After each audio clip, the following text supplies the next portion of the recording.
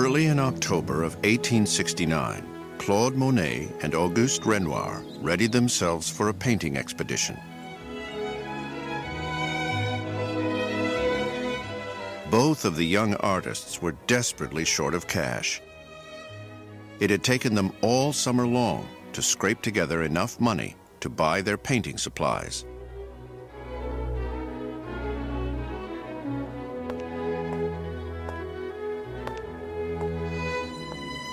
Now they were eager to experiment.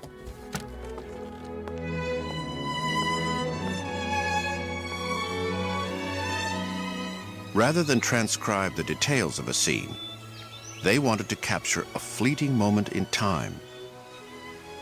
The shimmer of water, the reflection of light, the movement of people.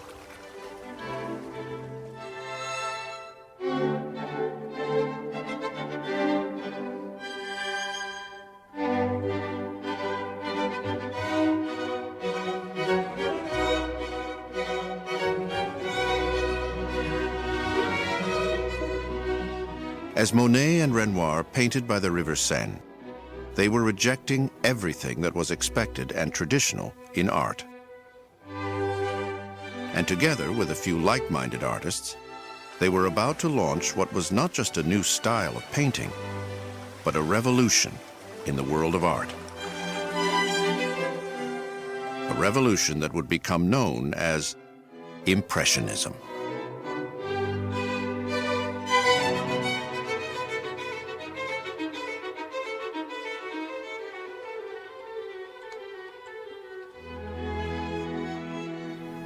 Impressionism is now seen as a very comfortable art. We love it. We find it very serene and pleasing. Impressionist art, when it happened, was the toughest, most radical, most challenging art of any period in history. It was one of the big breaks in the history of art. There's a story in Impressionism of overturning the past and starting the history of art all over again. But there's also a marvelous story of a group of individuals who were so different and so brave and so humorous and so willing to work with each other that they could make this incredible thing in the history of art happen.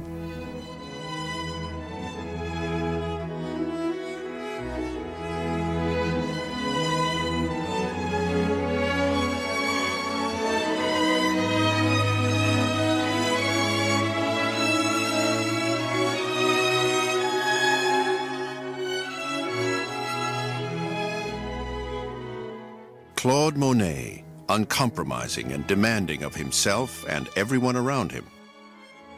He expected fame and wealth from the beginning. Auguste Renoir was nostalgic and respectful of artistic tradition. A painter of modern life, Renoir would eventually turn his back on all that was modern.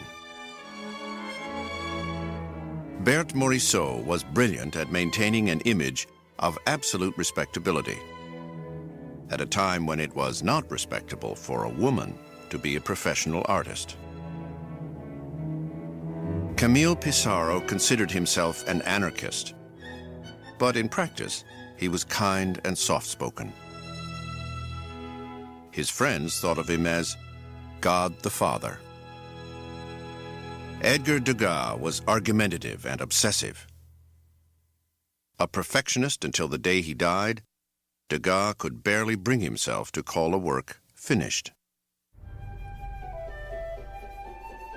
They shared one simple but entirely radical idea: that it was time to discard the rules of the past and paint what they saw through their own eyes, through what they called their sensation.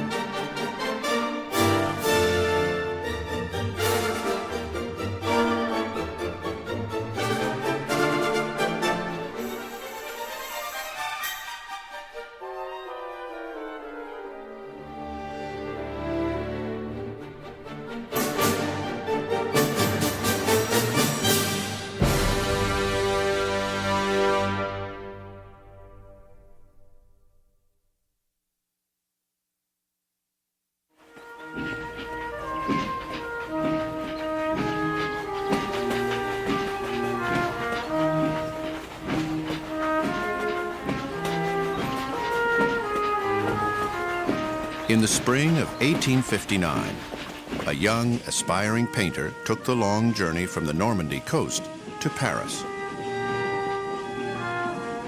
The young painter was 19-year-old Claude Monet. He was eager to get his first look at the Salon, the state-run art show.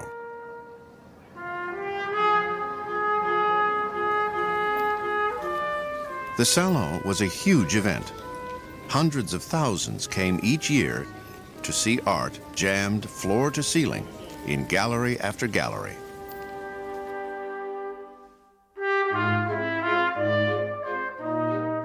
In 1859, there was no such thing as Impressionism. The art on display was academic art. And the most respected works were full of mythological or religious themes and were known as history paintings. Monet hoped to one day have his art exhibited at the Salon, for acceptance in the Salon was the only way an artist could gain real recognition. But Monet had no intention of making history paintings. Still, he did want to stay in Paris and develop his craft as a painter.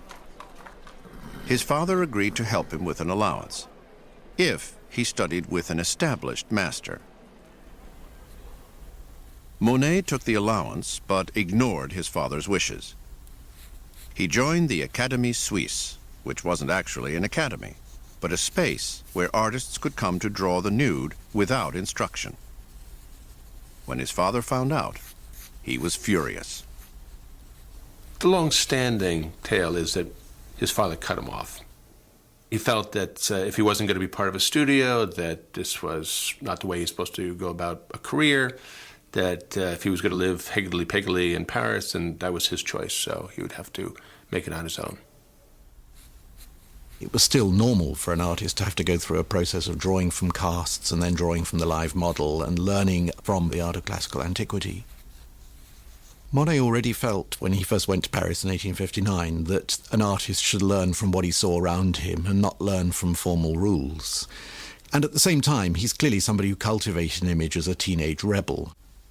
He's always concerned with projecting an image of somebody who acquired notoriety not only through his art, but actually through who he was.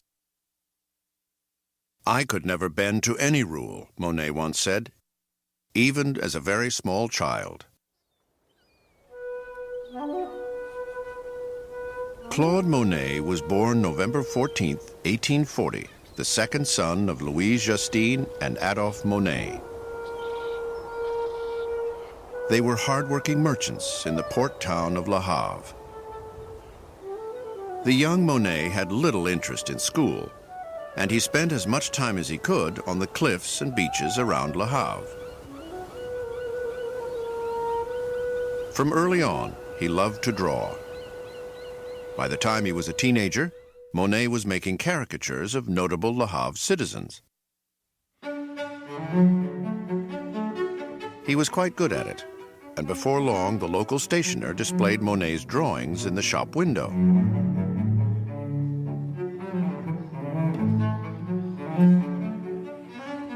His work sold well, at 20 francs apiece.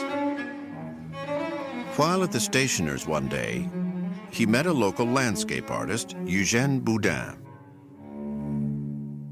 "I hope you are not going to confine yourself to this sort of thing," Boudin said, and he invited Monet to paint with him in the open air along the Normandy coast.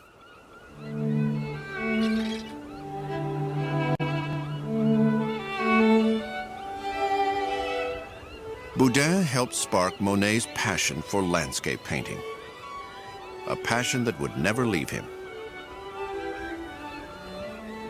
Monet described his work with Boudin as if it were like the rending of a veil. "I understood," he said, "what painting could be.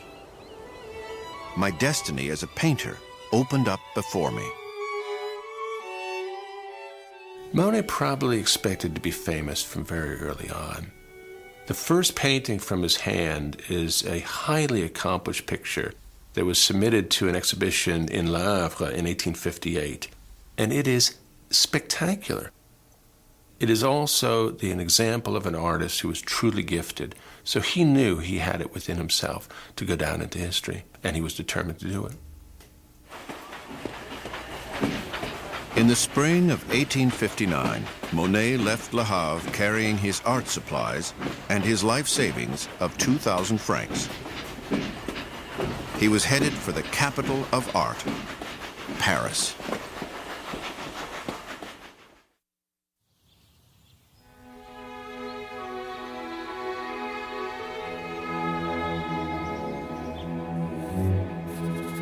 At the Académie Suisse, Claude Monet met another student who had no interest in academic training.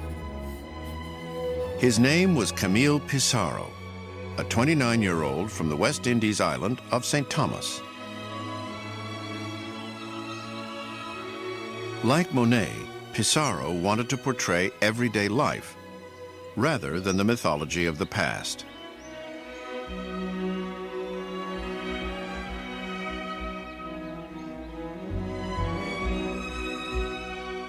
Pissarro had in fact painted scenes of everyday life from the time he was a boy in St. Thomas.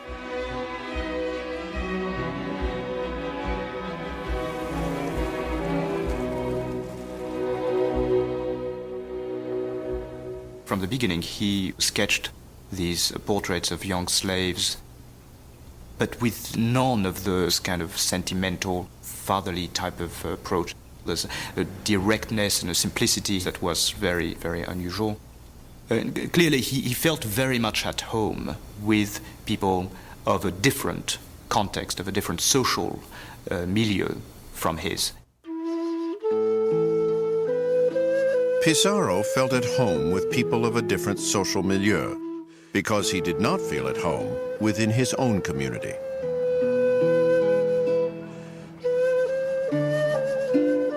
Pissarro's father, Frédéric, a Jewish immigrant from Bordeaux, France, had married a member of his own family, his Aunt Rachel, breaking Jewish law. The Jewish community in St. Thomas would forever scorn the Pissarros for this illegitimate union. Camille Pissarro was the ultimate outsider. St. Thomas is a small place, and when your mom and dad aren't legitimately married and, you know, they're not recognized in the synagogue and the other Jews don't like them and blah, blah, blah, it's a kind of situation in which you have to learn to persist and to keep on going. By the time he was a teenager, Pissarro knew he wanted to be an artist. But his father wanted him to help run the family store. Pissarro's father expected his son to pick up the business and to become a dutiful son who would follow his parents' footsteps. Not only did he not do that, he ran away from home to become what? An artist, God forbid. This is just something that was absolutely unacceptable. When Pissarro ran away in 1852, he left behind his middle-class life, determined to make his way as an artist. He traveled through the West Indies and on to Venezuela.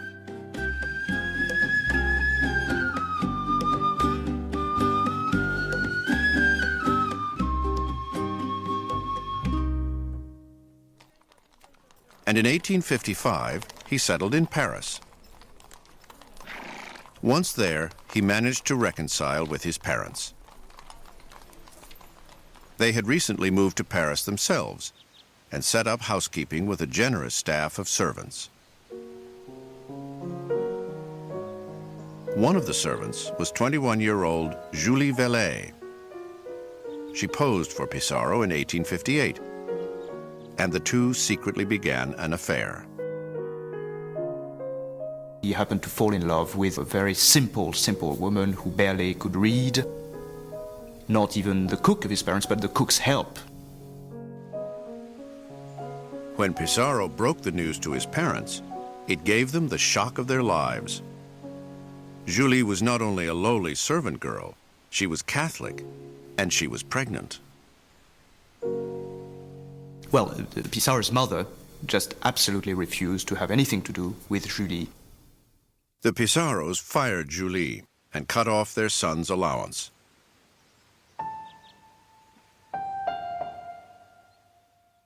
Julie suffered a miscarriage. But Pissarro refused to leave her. They would go on to have 8 children over the next 21 years. And their relationship would last the rest of their lives.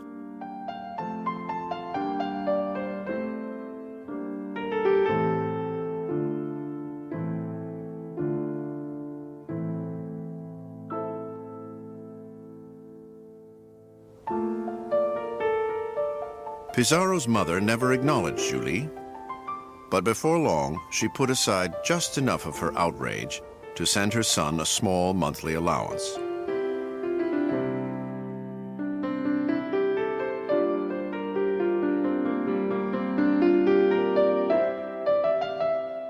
Camille Pissarro escaped the family turmoil by concentrating ever harder on his landscape painting and figure drawing. While sketching the nude at Académie Suisse late in 1859, Pissarro met Claude Monet.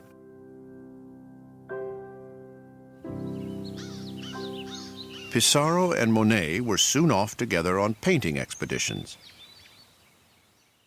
They portrayed scenes that had traditionally been considered unworthy of attention. A telegraph tower, an open field, a dreary factory. They painted subjects that were not imbued with cultural meaning. If I went out and painted the suburbs, you'd think, oh my God, what is this? Is there any meaning in this? And that was what the French thought. By choosing their own countryside, they did something radical. They made images out of an unholy or an unhistorical landscape. There's no doubt that the notion that we, in the 19th century, that is, were in a new age, contributed to the desire for artists and for musicians and the like to be able to look at their time and to find the values in that moment. Not to look to the past or to mythology, but to really look at the ways in which their own civilization was reshaping the concepts of the world.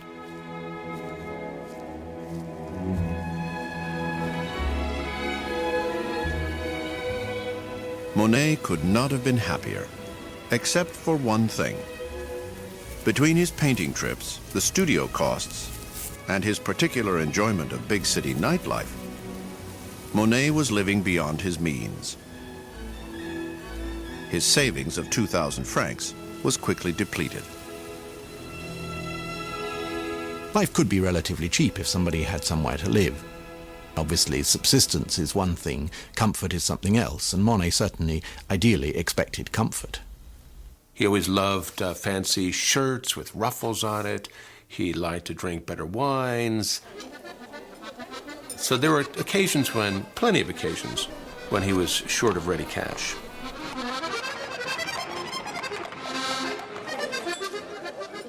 But Monet did not get much time to make his way in Paris. In March of 1860, he was conscripted into the peacetime army for 7 years of service. Monet's father offered to pay the government for a replacement for his son, a common practice for those wealthy enough to afford it. In return, he wanted his son back home to help in the family store. Claude Monet refused the offer, and instead opted to join the cavalry in Algeria. He felt that an adventure in Algeria was preferable to a mundane life as a shopkeeper.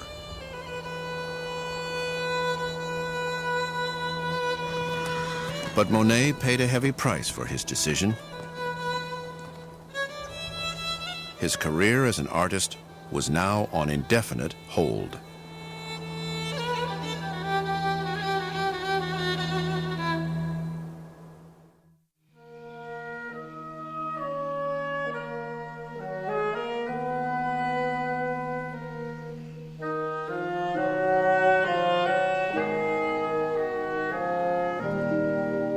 Early in 1861, Auguste Renoir enrolled in l'École des Beaux-Arts, the School of Fine Arts, the training ground for academic artists. At the age of 20, Renoir had already had a successful career as a porcelain painter. But at the École des Beaux-Arts, he soon ran into trouble. Renoir had entered a studio class run by Charles Gleyre, an academic artist who insisted on the primacy of drawing, line, and form.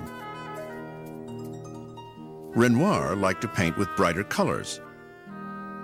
Gleyre was concerned that devilish color, as he called it, might go to a student's head. As polite and as respectful of authority as he was, I think when he came to paint and draw, even from a very early time, he did not accept any tutelage. He was not prepared to have someone tell him that this was not the way to do it.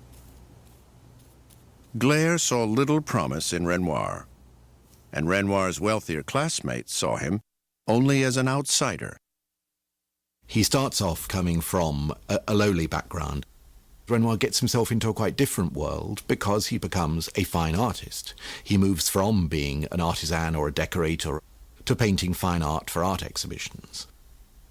He goes into this world that people associated with elevated status, which is totally different from this humble background that he came from. Renoir had grown up the sixth child of 7 in the slums that stood in the shadows of the Louvre. But instead of running with the boys in his neighborhood, he roamed through the great museum, absorbing the work of the masters.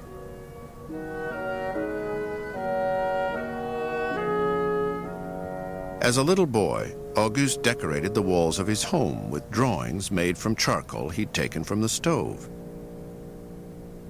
When he turned 15, his parents apprenticed him to a porcelain painter.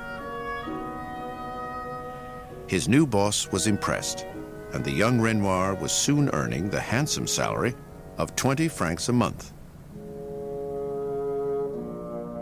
Renoir carefully saved every centime he could to fund his art education, and in 1861 he began his official studies in the studio of Charles Gleyre. I was always quiet in my corner, very attentive, very docile, studying the model, listening to the teacher, and it was I who they called the revolutionary, Auguste Renoir.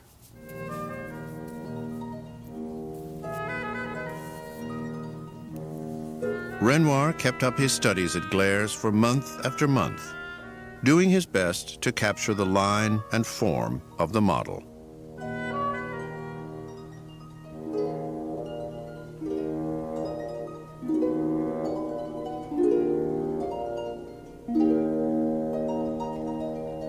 Renoir had been at Gleyre's for an entire year when 3 new students entered the studio.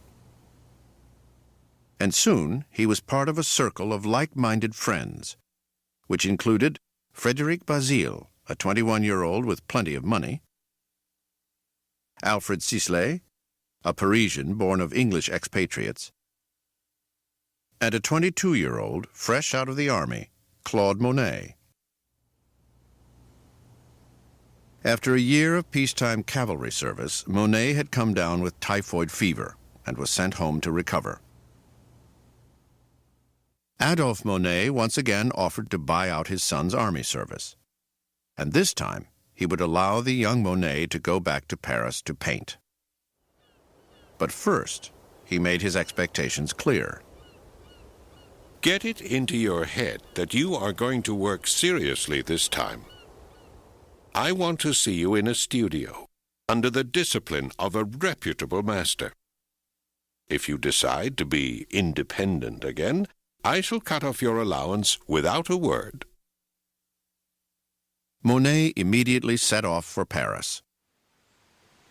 And in the autumn of 1862, he entered the studio of Charles Gleyre. Like Renoir before him, Monet ran into trouble with Gleyre. Not bad. Not bad at all, that thing there. But it is too much in the character of the model. He has enormous feet.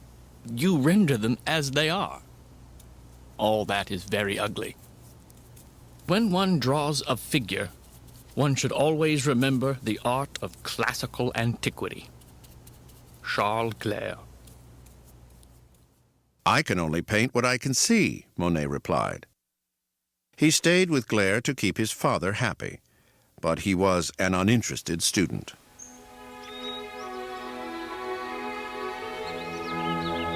Monet soon led his new friends, Renoir, Sisley, and Basile, out of the studio to paint landscapes in the open air.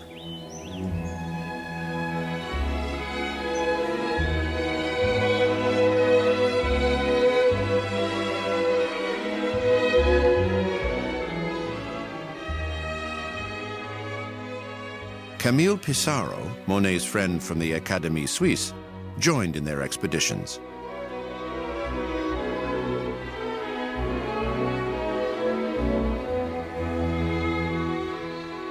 Monet drove himself hard, and he pushed his friends to do the same. Monet puts himself under a lot of pressure physically when he's working. And I'm sure that when his friends were working with him, that he would have expected them to do just the same. And as he was, in a sense, the leader, the most charismatic of them, I'm sure they'd have followed suit. They would have done what he asked in order to show that they were worthy of tagging along with this great force of nature that he was presenting himself as. Monet had established himself as the leader, the driving force behind his small band of artist friends. Monet, Renoir, Sisley, and Pissarro would be at the center of a new movement in art. It would be a decade before this movement would be called Impressionism.